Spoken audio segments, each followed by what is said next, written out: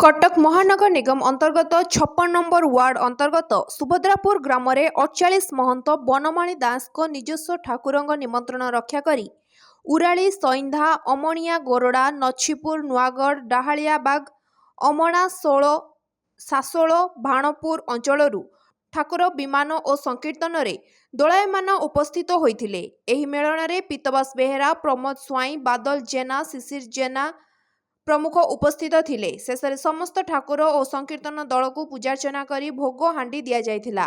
एहासह समस्तक पई प्रसाद सेवन मध्य व्यवस्था करा जायथिला। मेलन रे शांति श्रृंखला रक्षा करबा पई सदर थाना पक्षरु समस्त व्यवस्था मध्य करा जायथिला। Bureau report live life Odia.